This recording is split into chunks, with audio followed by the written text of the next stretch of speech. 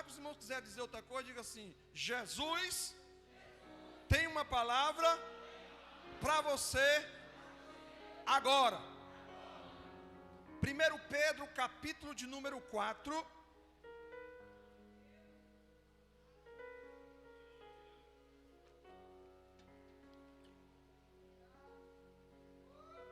Pedro, capítulo de número 4. E já está próximo o... Pronto. De todas as coisas. Os irmãos não completaram. E já está próximo o fim de todas as coisas. Portanto, sede sóbrios, vigiai e orai. 3 coisas: sede sóbrio, vigiai e orai. Feche sua Bíblia e atente para a palavra nesta noite, que vai ser com o tema Sinais da vinda de Jesus Cristo. Quem está aguardando a Jesus aqui, levanta a mão e dá um glória. Quem pode dizer Maranata nesta noite?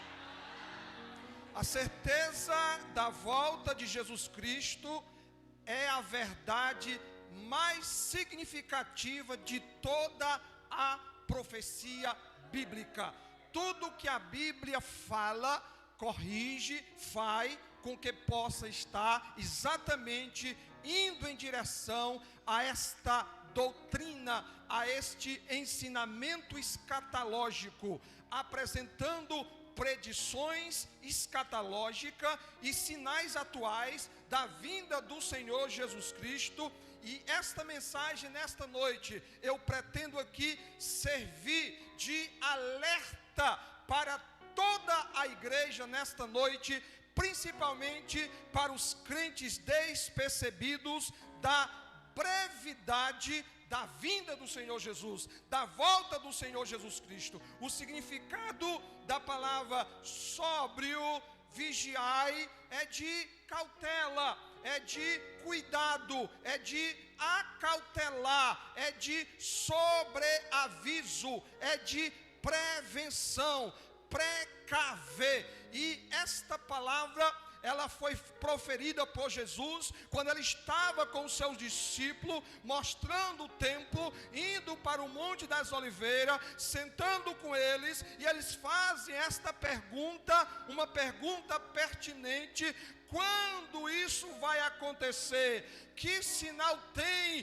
do fim dos tempos? Louvado seja o nome do Senhor. Aí Jesus orienta os seus discípulos a terem cautela, para que eles não fossem enganados, dando-lhe uma relação dos sinais prévio à sua vinda. Isto nos dá a entender que nós precisamos conhecer os sinais para que nós possamos ficar de sobreaviso, e para isto nós precisamos estudar a Bíblia, ler mais a Bíblia, pesquisar mais, para que nós possamos entender e estar atento quando será este dia tão esperado pela igreja do Senhor, conforme diz Provérbio capítulo 22, versículo 3, o avisado vê o mal e se esconde. Então é uma maneira de nós nos esconder dentro da palavra do Senhor. Então, o que fazer, pastor,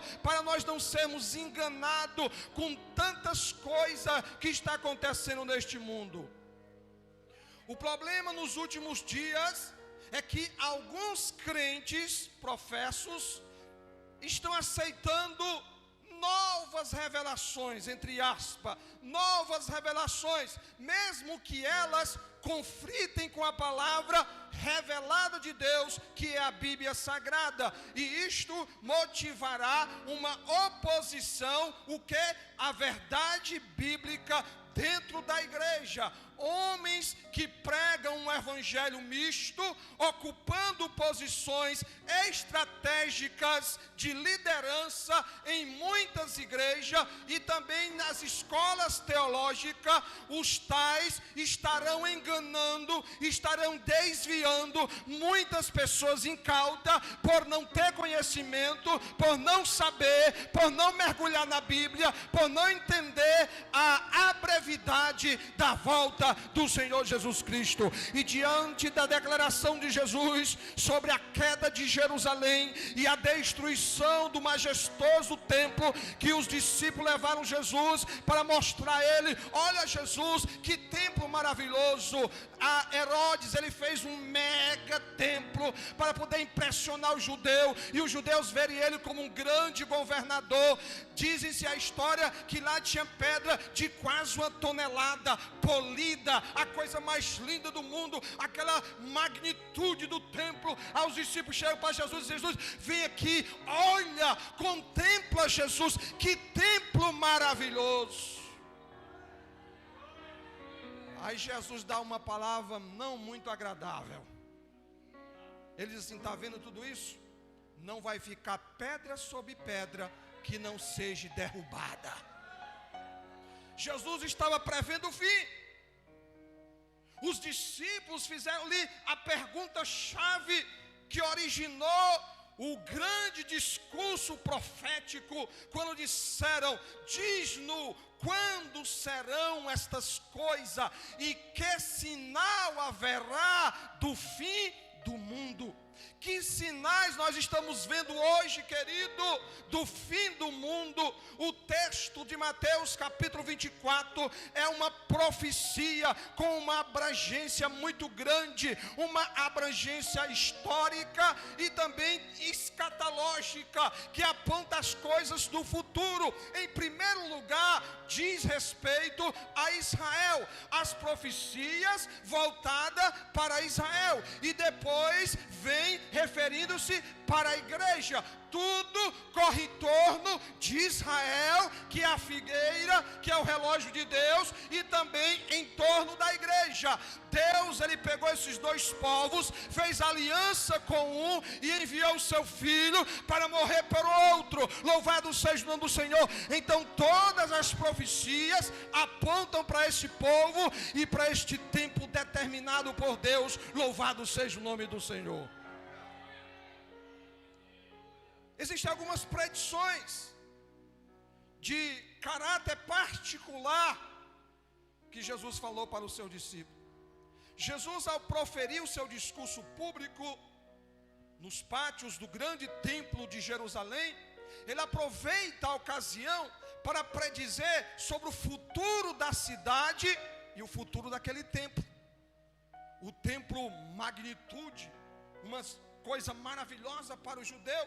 Ele prediz a destruição, antecipando o final dos tempos. Eis que não vai ficar aqui pedra sobre pedra que não seja derrubado.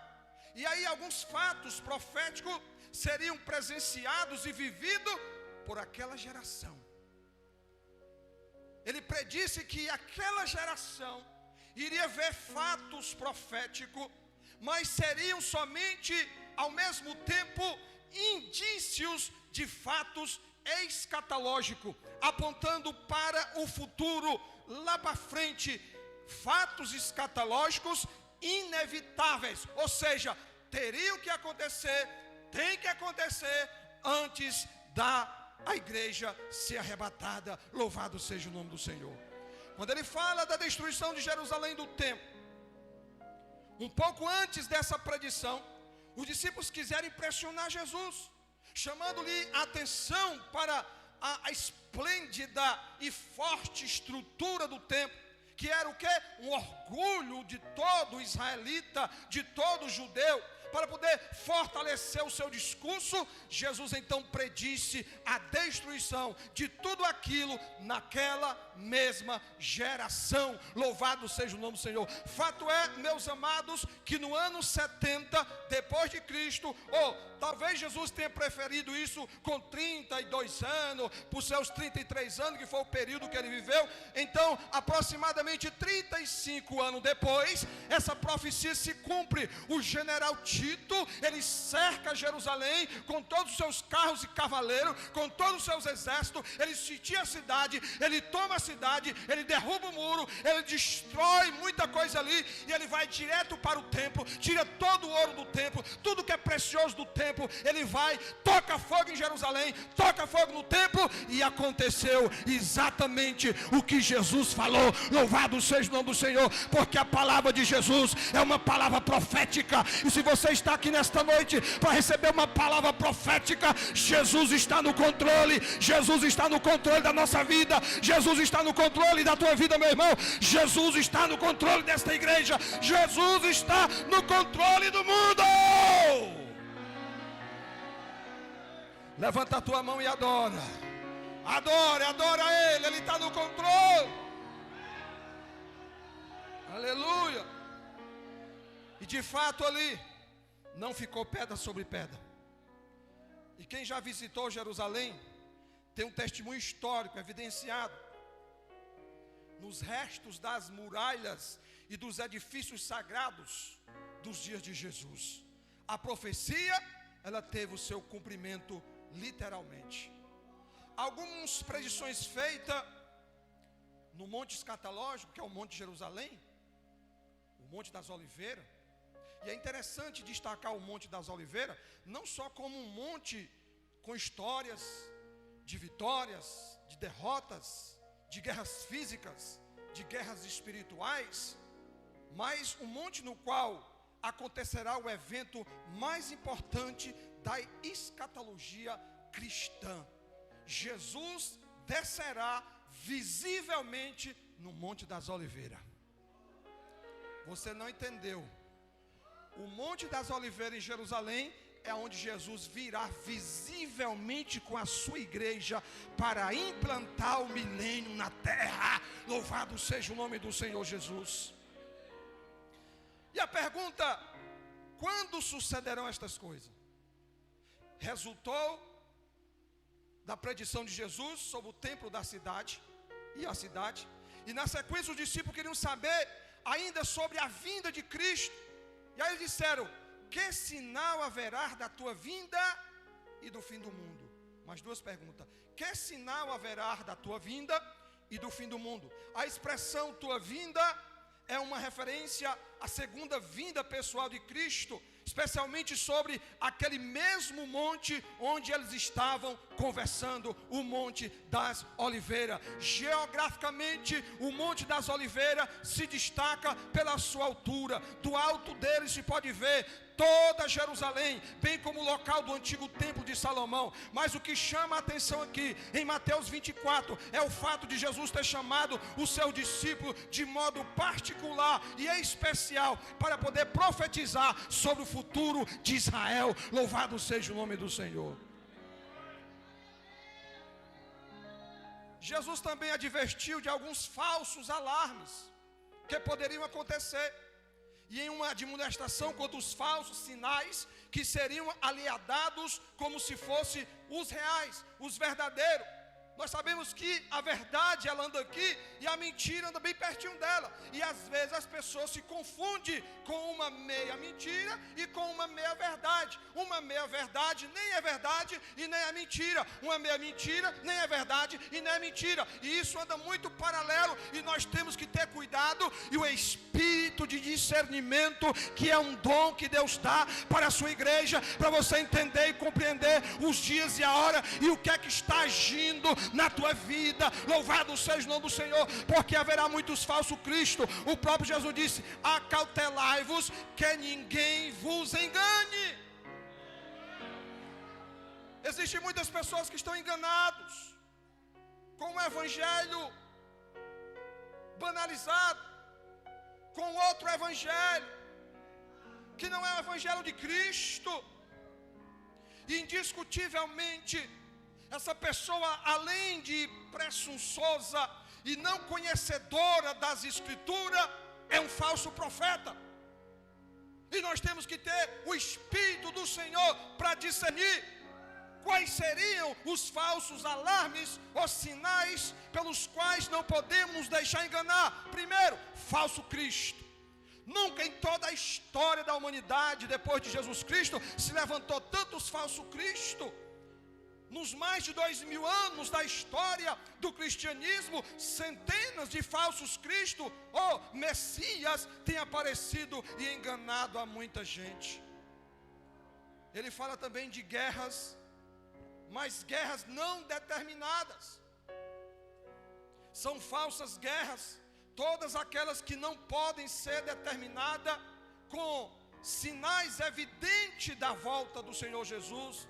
E elas confundem porque não tem as características que determinam um sinal escatológico. Pequenas e grandes guerras têm marcado com sangue o nosso planeta, e Jesus previu esse tipo de problema, e ele orientou aos seus discípulos: e certamente ouvireis falar de guerra, de rumores de guerra.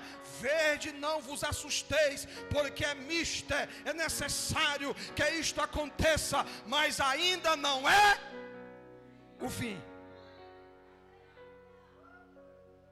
Agora vamos para alguns sinais concretos de verdade.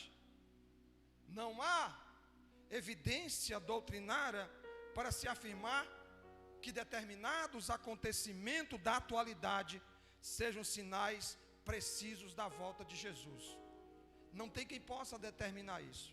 Entretanto, o modo como o Senhor Jesus indicou-nos, nos abre um campo de compreensão muito mais ampla. Nós entendemos que esses sinais indicam o quê? O começo do fim. Ele fala das mulheres com dor de parto. E a mulher que tem dor de parto, as irmãs que tiveram filhos, sabem o que é. As contrações começam, vão aumentando, pouco mais até chegar a ter a criança. Então nós vemos aqui que esses sinais é o começo do fim, ou o princípio das dores, como diz a Bíblia. Quais são esses sinais simultâneos que nós vemos? Irmãos, uma simultaneidade dos acontecimentos que envolve o quê? Conflitos bélicos entre as nações. Estamos vendo aí a Rússia invadindo a Ucrânia. Nós vemos aí, ele fala de fome. Nós estamos vendo hoje o assunto tratado é uma fome mundial que está vindo aí, porque a maior produtora de cereal, de alimento, é a Ucrânia e a Rússia. E as duas estão em conflito, e a Rússia está tampando o Mar Negro para que os navios da Ucrânia não passem, e a África já está sentindo, já está passando fome. Muitos outros países estão passando fome. Jesus falou de fome, Jesus falou de peste. Quantas pestes nós já temos visto caindo sobre a humanidade. Nós passamos agora 2 anos em uma peste, em uma praga, em uma pandemia chamada coronavírus e muitas outras coisas, terremoto. Nunca na história da humanidade se ouviu tantos terremotos, maremotos, tsunami, vulcões que tem acontecido no planeta Terra. Isto simultaneamente está dizendo: Jesus está às portas para vir buscar a sua igreja.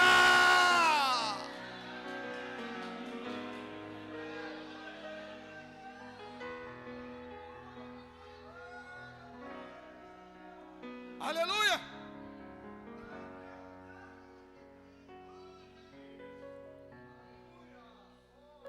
Nação contra nação.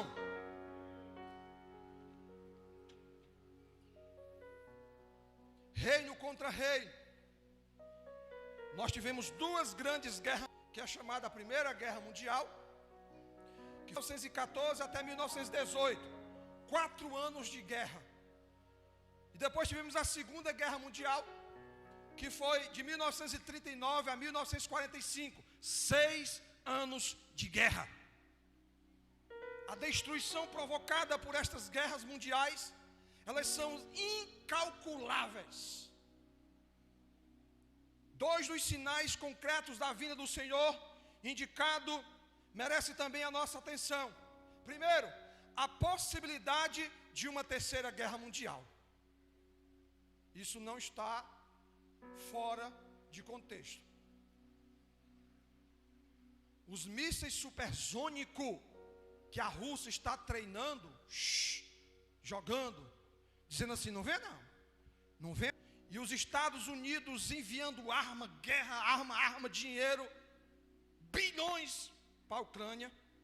Então é um conflito onde a Ucrânia está no meio, mas a briga é da Rússia com a OTAN e com os Estados Unidos. E ele já testou esses mísseis. Um míssil desse, supersônico, ele tem uma velocidade tremenda.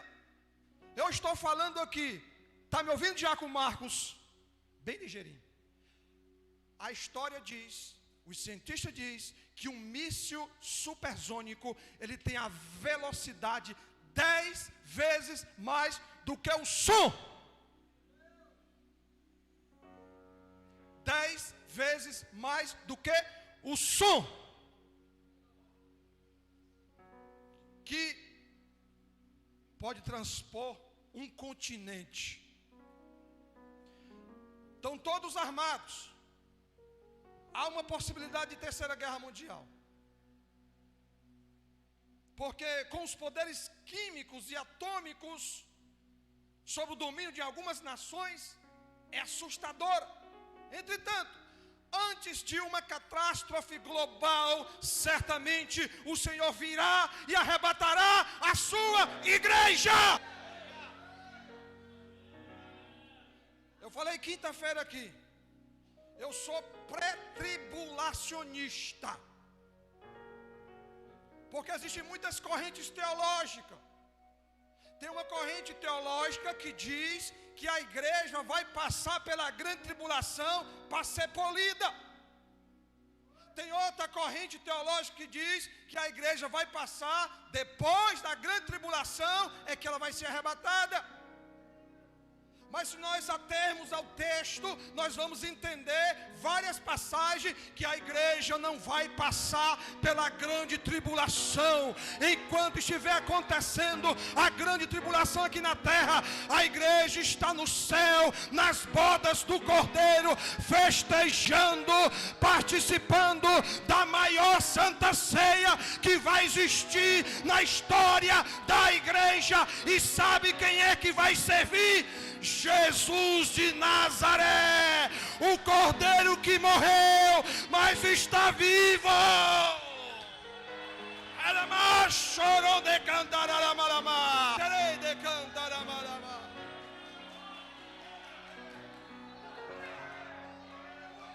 Terra, demais, chorou de cá.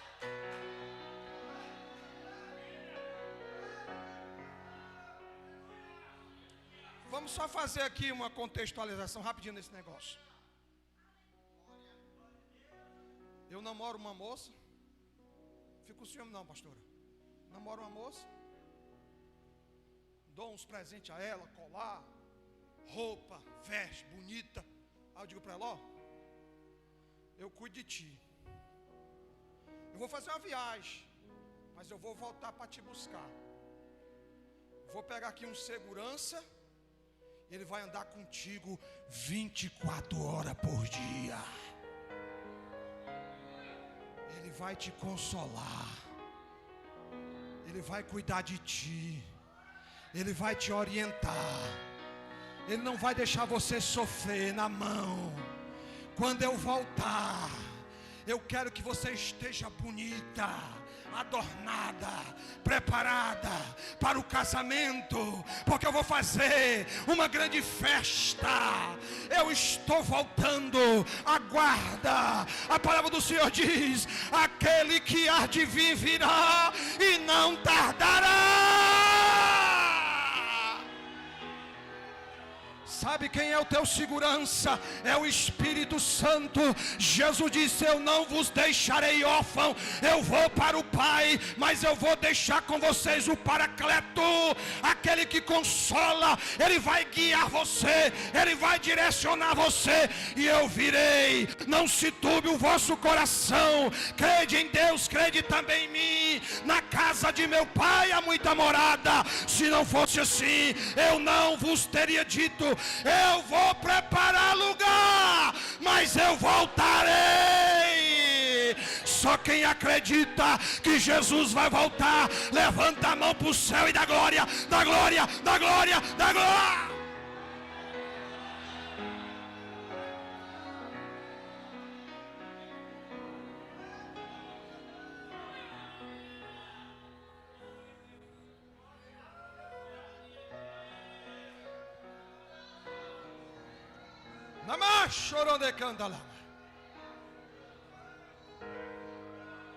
Outro problema que eu vejo aqui, igreja, a produção de alimentos, ela está comprometida por causa de elementos químicos. Olhando para o pastor Manel, que é químico aí, trabalha nas hidrelétricas, produtos químicos.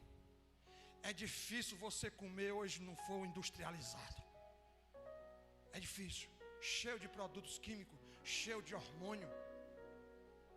As crianças começam a ter seio antes da época por causa dos hormônios das galinhas. Não pode comer uma vaquinha, vai ter que comer galinha com hormônio. Os ovos é inserido alguma coisa para a galinha dar 3 ovos por dia. Tudo com hormônio, meus irmãos. E em decorrência dessa ganância e da falta de temor a Deus, só no século XX a estatística mundial apresenta mais de 6.500 tremores e terremotos. Porque atinge a terra. Percebe-se então uma certa simultaneidade entre os sinais catastróficos que pronunciam a volta de Jesus. E ele disse: haverá fome, peste, terremoto. 3. Sinais como fome, peste e terremoto são tão fato marcante nos nossos dias, não é verdade? A contaminação ambiental provocada pelo desregramento ecológico tem envenenado os 3 mais importantes espaços vitais da humanidade. Quais são? O ar, a água e a terra. Está todos os 3 contaminados. A terra, o ar, tudo. A nossa água, pouca água potável.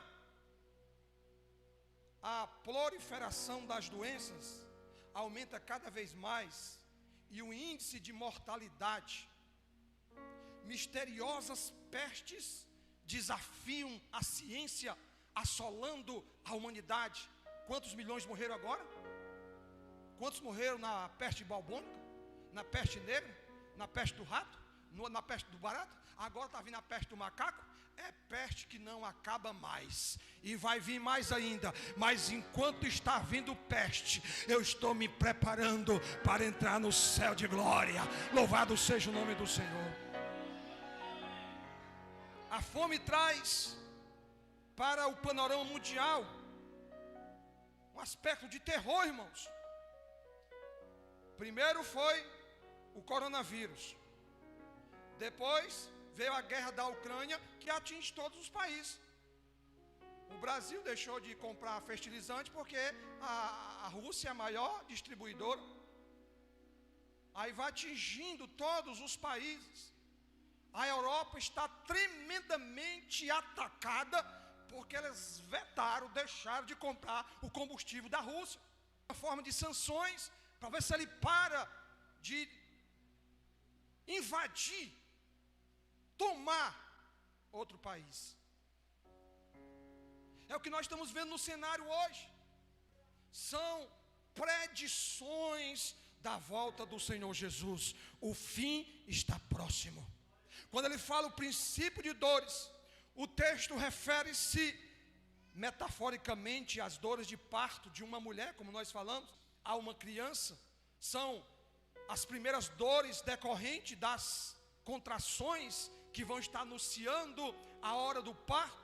Na verdade, Jesus estava declarando que os sinais envolvendo fome, peste, terremoto seriam apenas sinais precursores da vinda e da era messiânica sonhada e desejada pelos judeus.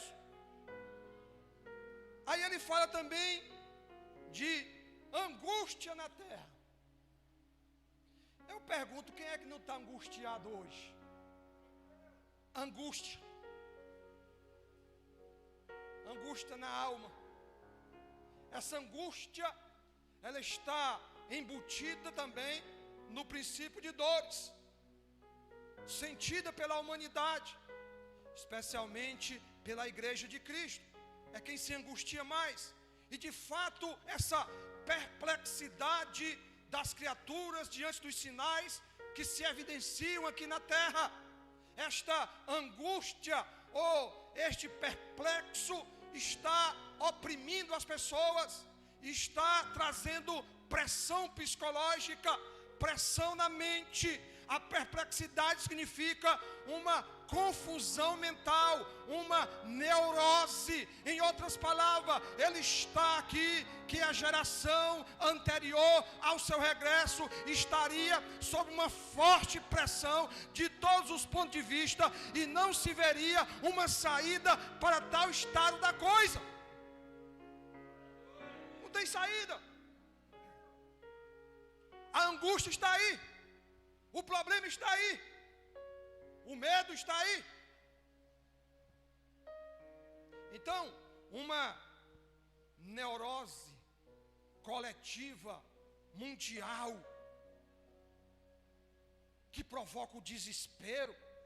As pessoas estão desesperadas, pastores. Nunca se viu uma humanidade tão doente mentalmente, psicologicamente, do que nós estamos vendo hoje. É perplexidade, é problema para todo lado, não consegue dormir, é sobre efeitos de remédio, de drogas, para poder sobreviver. É a perplexidade dos fins dos tempos. Jesus está vindo, e nessa neurose, que significa um conjunto de problemas de origem psíquica que conservam a referência a uma realidade, ligam as situações, circunstâncias, geram perturbações sensoriais, motoras, emocionais e até vegetativa. É uma verdadeira psiconose.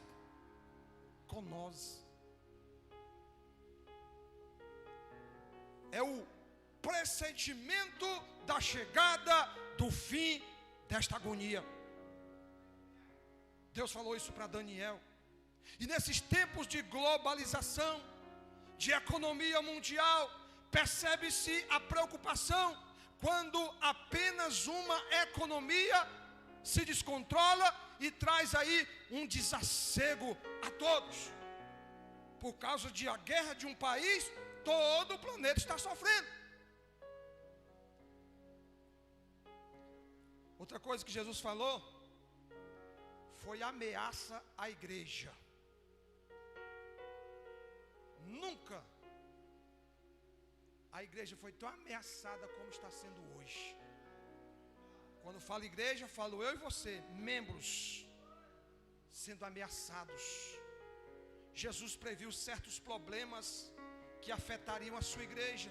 Essa igreja mista aparece na malfadada tese do ecumenismo. Estamos vendo hoje uma igreja mista, irmãos. Não é uma igreja pura. Jesus, ele queria a sua igreja pura, não se contaminar com o mundo, não seguir o caminho dos outros, mas seguir o caminho de Cristo. O pior problema de Israel foi que ele queria se parecer com os outros, queria fazer o que os outros faziam, e eles queriam um rei igual aos outros. Mas Deus disse: Samuel, não te preocupa, eles estão rejeitando, não é a você não, é a minha. Eles querem um rei, eu vou dar. Hoje existe uma igreja mista na terra.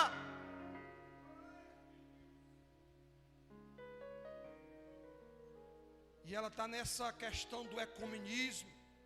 Indiscutivelmente é uma falsa unidade, porque dilui princípios fundamentais da formação da igreja, segundo o padrão do Novo Testamento, neotestamentário, de trair a igreja e desertá-la por causa das perseguições.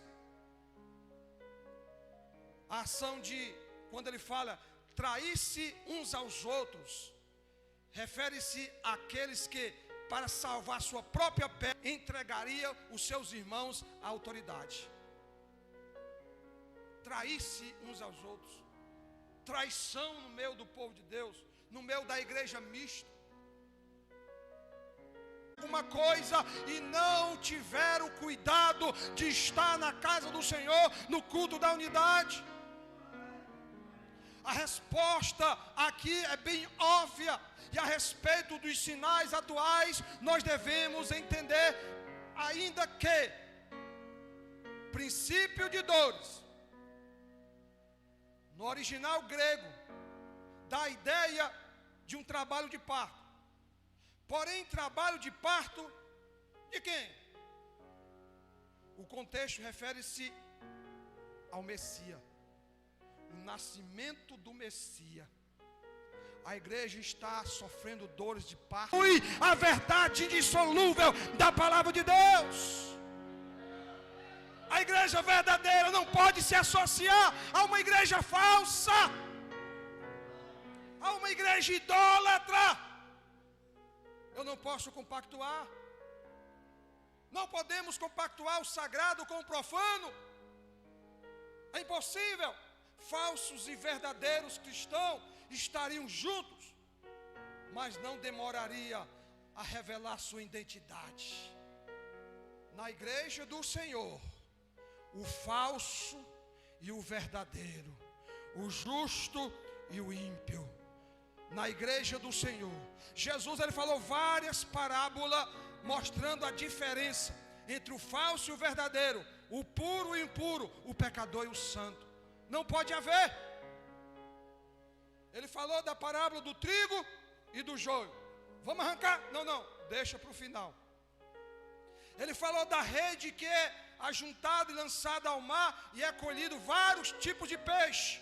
Ao pescador traz para a beira da praia e ele separa aqueles que não pode comer, ele joga na água, vai jogando, soltando, e ele colhe só os bons.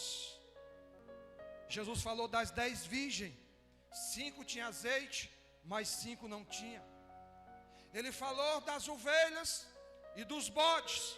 Ele disse que naquele grande dia o pastor vai separar o bode das ovelhas, o justo do ímpio. E o que é que ele vai dizer naquele grande dia? Para o justo: vinde benditos de meu Pai, possuí o céu por herança, que está preparado para vós desde a fundação do mundo. Para os bodes, os ímpios, ele vai dizer o quê? Apartai-vos de mim, malditos, para o fogo eterno, que está preparado para Satanás e seus anjos. Eu não vos conheço. Existem muitas pessoas que professam o nome de Cristo, falam de Cristo, querem pensar que estão vivendo em Cristo, mas naquele grande dia, não te conheço. Nos dias que antecedem a sua volta, Jesus prediz que haveria uma mistura não saudável no meio do seu povo. No dia da igreja primitiva, vou finalizar aqui, não quero passar de 9, de jeito nenhum, para você ir para casa. No dia da igreja primitiva, as autoridades judaicas, romanas, elas ordenaram a morte de muitos judeus cristãos, irmão. Muitos. Ele serviu de lamparina, era tocado fogo neles para eles acenderem à noite. Também não será diferente nos dias que antecedem a volta de Cristo. Uma mistura de ideias, uma mistura de doutrinas anticristãs tem indubitavelmente levedado a massa da doutrina genuína. São os falsos profetas, motivados por interesses egoístas, demoníacos, distorcem a palavra de Deus e a interpreta ao seu bel prazer, a maneira que ele pensa. Não, eu entendo que é assim, vai ser assim, pronto. A igreja não pode fazer isso. A Bíblia, ela já é auto-interpretada, louvado seja o nome do Senhor. E aí eles injetam na vida da igreja o veneno de conceitos libertinos, desvinculados completamente dos princípios divinos. E aí esses conceitos platonizam o amor verdadeiro ao Senhor e o tornam um sentimento de amor egoísta, baseado na autoafirmação. Como é que está a igreja hoje? Está sendo empurrada, sem força, sem ânimo, porque a iniquidade está muito grande, e aí afeta a igreja. Nós estamos querendo viver nessa terra, estamos gostando da terra, não estamos pensando no céu, queremos construir na terra, queremos ter muitas coisas na terra, mas a Bíblia diz que nós não somos terreno, nós somos celestiais. Aquele que aceitou Cristo, ele tem que pensar nas coisas de cima. Louvado seja o nome do Senhor. Essa terra é efêmera, é passageira, tudo passa, mas a eternidade nos aguarda quando Jesus buscar a sua igreja.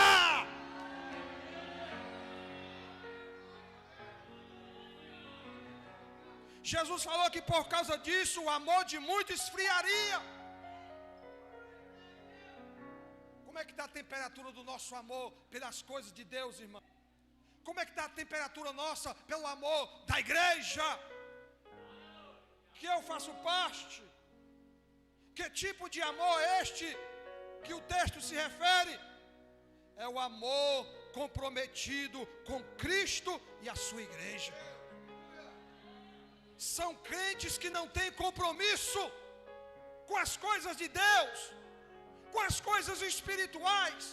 Como é que você se diz cristão e não está atento para as coisas cristãs, para a vida espiritual, para a santidade, para a leitura da Bíblia, para a oração, para o amor?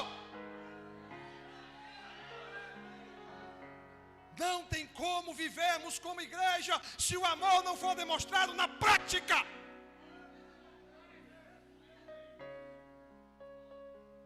E eu vou concluir aqui. Os sinais da vinda de Jesus devem ser assunto de interesse para todos os crentes. Todos os crentes.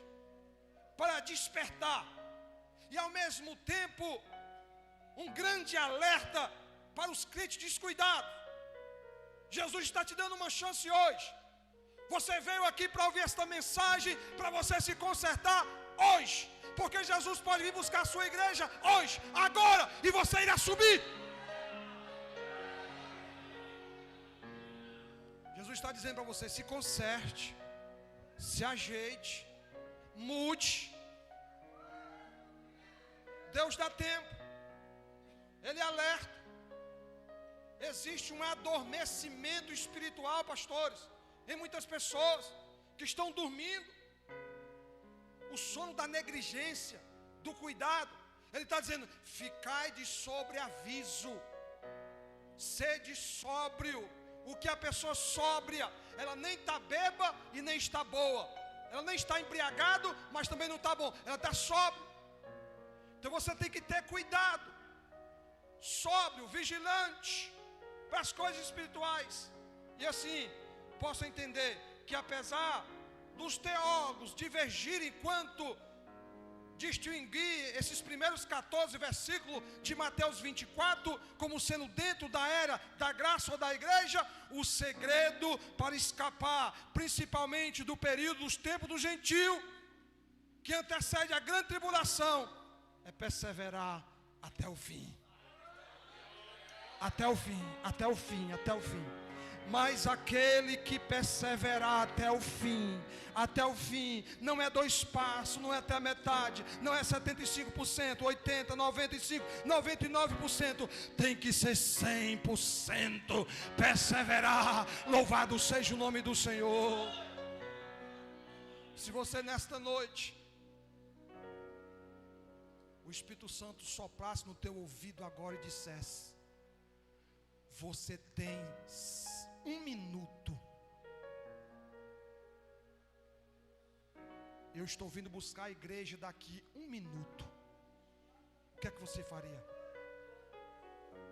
Dava tempo de se consertar?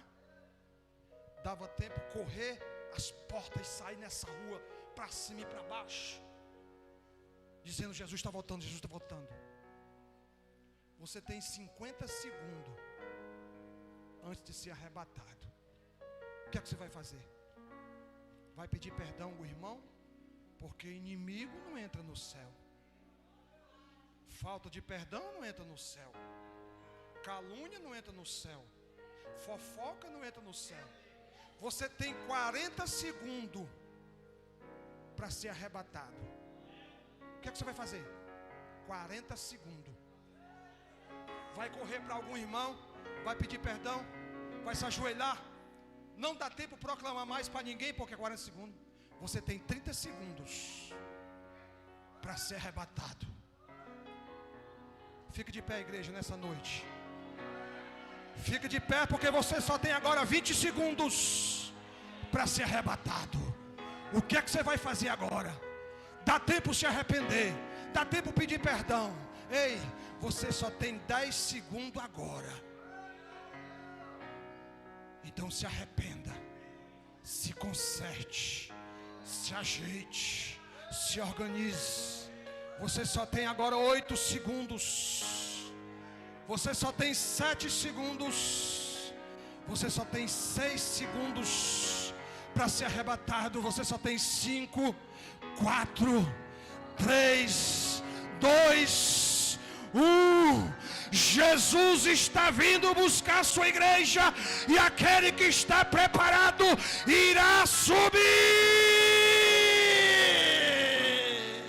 Levanta a tua mão e adora, adora, adora. Deus está te dando Deus está te dando chance. Te arrepende nesta noite, se reconcilia com Deus, com teu irmão, com a igreja. Anda no caminho certo, porque Jesus está voltando. Igreja, te prepara.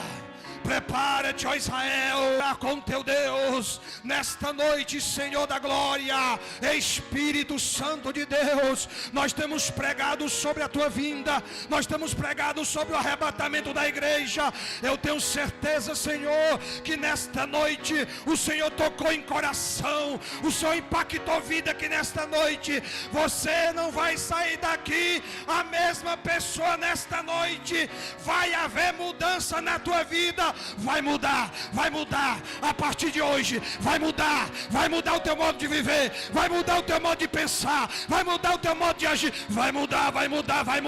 Levanta a mão só quem quer mudança. Quem quer mudança nesta noite, adora, adora. Eu vou te dar 1 minuto para você adorar. Vem à frente, vem à frente, vem à frente. Te reconcilia com teu Deus. Vem. Eu vou dar 1 minuto para você vir à frente. Eu vou dar 1 minuto para você adorar. 59 segundos. Vem, 58, vem. Ramá chorão de cantarama. Deus te trouxe aqui porque Ele quer conserto. Deus te trouxe aqui porque Ele está te dando um livramento hoje. Você não queria vir hoje, não. O pastor ligou para você, embora, irmão, para o culto da unidade. Vamos lá, para o pastor ver a congregação. Ah, pastor, hoje eu tinha outra coisa para fazer, mas como eu sou obediente, eu vou atender a sua voz. Eu vou para o culto na sede hoje. Eu vou para o culto da unidade. Aí Deus te pega aqui nessa noite e te diz: te conserta.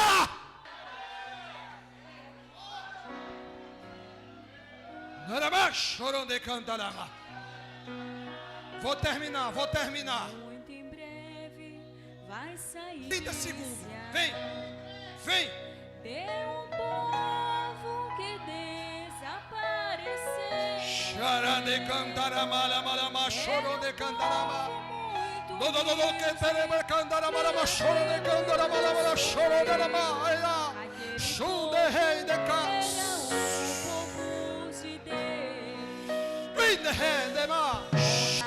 Aquele povo está no céu de glória. Onde está que não se vê nenhum irmão. É os desviados que vão dizer isso. Subiram. Voz de lamento vai dizer nesse mundo. Lama chorou de cantarama. Povo Uma coisa linda. glória pra Jovens e adolescentes aqui na frente, porque reconheceram que precisam de mudança. Se você precisa de mudança nessa noite, vem aqui. Vem. E as irmãs do círculo de oração. Ama chorou de cantarama.